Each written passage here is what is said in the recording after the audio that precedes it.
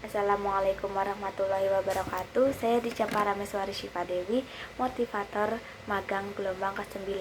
Di sini saya akan menjawab pertanyaan dari tugas ke hari kedua, yaitu yang pertama saya akan menjawab tentang individual system dahulu. Sebenarnya apa sih individual system ini? Individual system adalah proses belajar yang berpusat pada anak. Nah, anak ini sebagai subjek belajarnya. Nah, kita sebagai motivator adalah hanya sebagai fasilitator. Maksudnya subjek belajar di sini itu seperti apa sih? Maksudnya subjek belajar di sini itu adalah sumber ilmu, sumber informasi. Nah, ketika kita menerapkan proses individual system, yang menjadi sumber ilmu kita, yang menjadi sumber informasi kita itu adalah anak-anak. Lalu kita sebagai motivator itu ngapain? Padahal kan kita sebagai motivator itu guru, harusnya kita yang memberikan informasi. Tidak seperti itu. Lalu kenapa sih anak dijadikan subjek belajar? Karena kita menerapkan proses pendekatan yang bersifat individual system, di mana kita sebagai motivator mencari tahu karakter anak ini seperti apa, kesukaannya apa, kemampuannya sampai mana. Itu kita yang mencari tahu, kita mencari tahu dari si anak itu. Maka dari itu subjek belajarnya adalah anak. Lalu kita sebagai motivator ini sebagai apa sih? Yaitu sebagai fasilitator. Misalkan nih si anak ingin main baca-bacaan. Nah, kita sebagai motivator kita siapkan modulnya ini, cocoknya ini yang bagaimana sih sesuai dengan kemampuan si anak tersebut. Nah, kalau kita melakukan bimbanya secara interview, secara tidak langsung, maka yang menjadi fasilitatornya ini adalah orang tua. Kita sebagai motivator bisa bekerja sama dengan orang tua. Nanti misalkan kita sebelum memulai membimbangkan anak, kita beritahu orang tua, Mama nanti mohon ya disiapkan modul kakak yang seperti ini mah. Nah, nanti bisa disiapkan di samping HP-nya.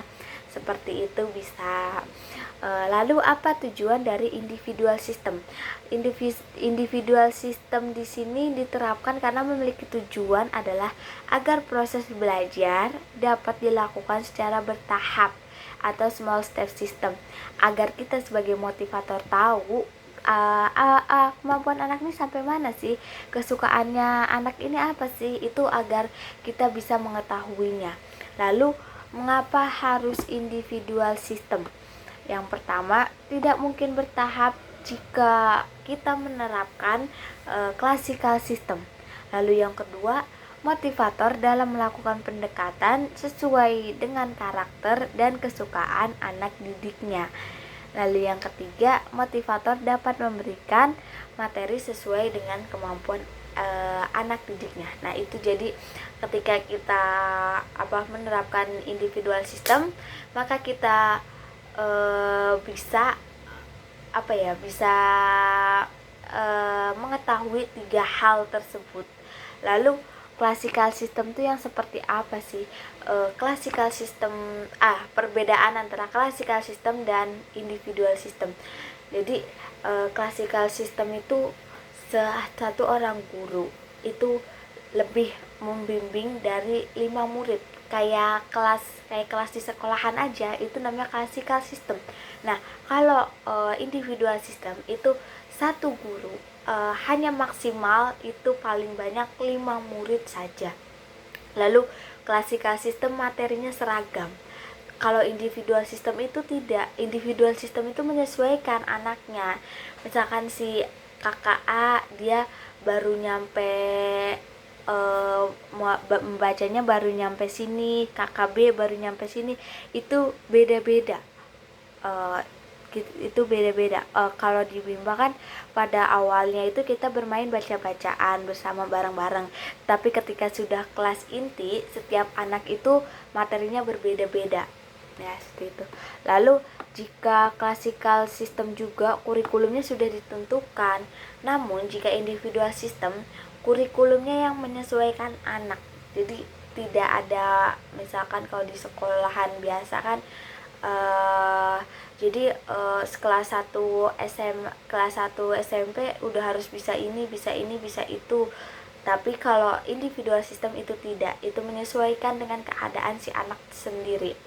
Lalu classical system juga seorang guru tidak bisa mengetahui kesukaan anak ini apa, kemampuan anak ini sampai mana.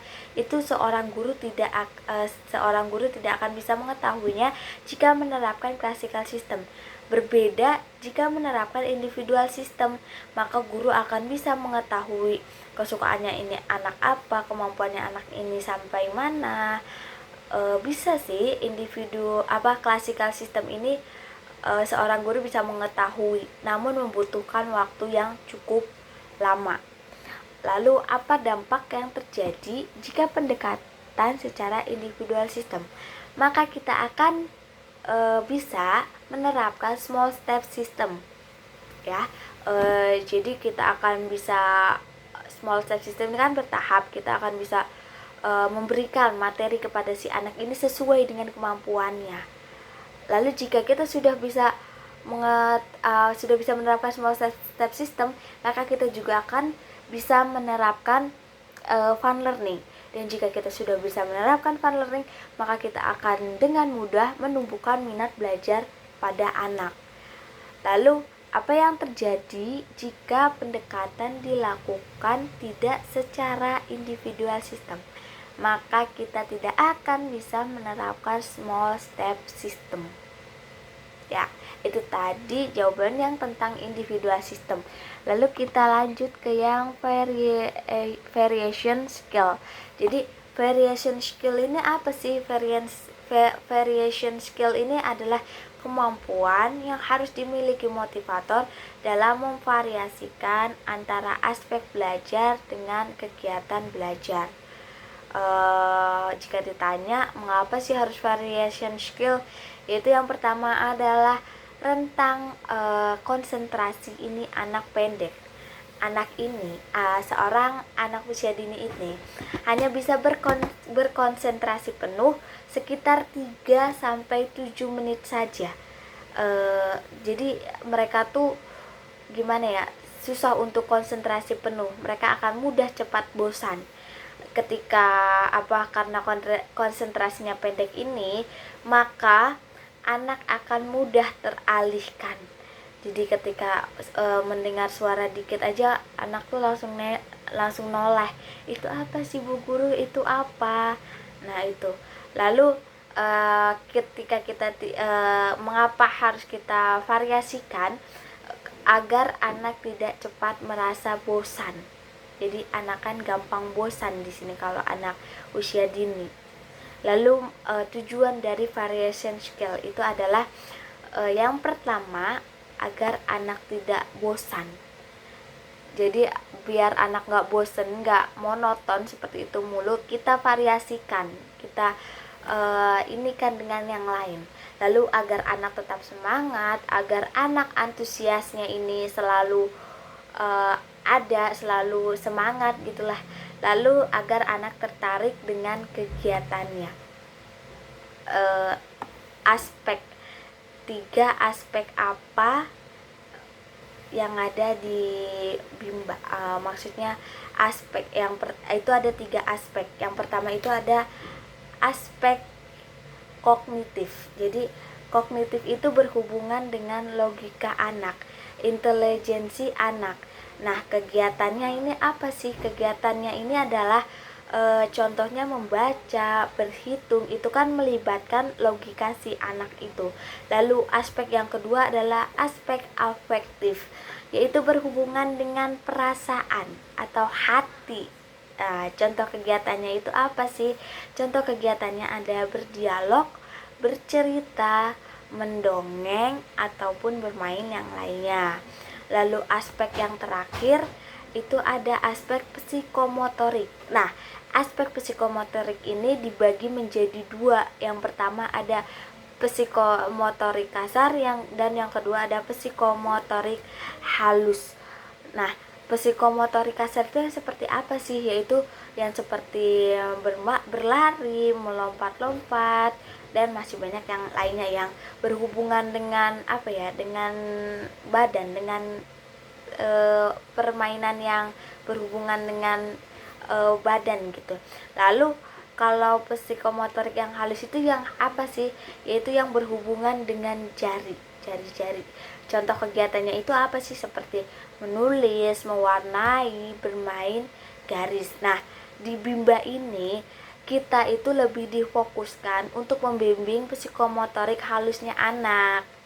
Karena apa? Karena psikomotorik kasar pada anak ini tanpa dibimba pun anak sudah bisa berlari, anak sudah bisa melompat. Jadi tanpa diajari pun sudah bisa. Lalu bagaimana cara menerapkan variation skill? Yaitu kita variasikan aspek afektif kognitif, aspek afektif, aspek kognitif, dan aspek psikomotorik yang biasa kita kenal dengan teori Bandul. Kita harus memperhatikan pada saat menerapkan variation skill, yang mana teori Bandul ini harus kita menjadi prioritas. Nah, apa sih teori Bandul ini? Teori Bandul ini adalah bagian dari variation skill, yang mana di kegiatan utamanya ini, kegiatan prioritasnya ini adalah bermain, bacaan. Nah, itu tadi jawaban tentang variation skill. Kita masuk ke yang tentang 3 hukum, yaitu yang pertama ada 3 hukum dalam menerapkan metode Bimba. Yang pertama kan ada hak anak, lalu yang kedua ada hukum teori belajar dalam psikologi pendidikan, yaitu ada the law of effect, the law of exercise, dan ada the law of readiness. Nah, yang pertama the law of effect itu apa sih? Yaitu hukum sebab akibat. Ada sebab, pasti ada akibatnya. Nah, apa yang ingin kita ciptakan ketika prosesnya kita ciptakan menyenangkan, anak akan senang.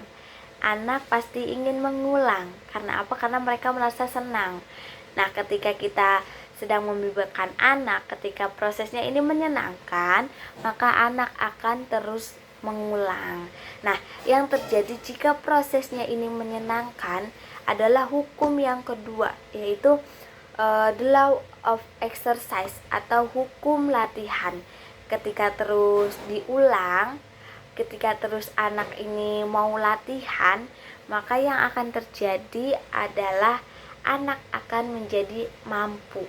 Ketika kita menumbuhkan minat belajarnya pada anak, ketika prosesnya menyenangkan, maka akan diulang. Ketika diulang, maka akan mampu.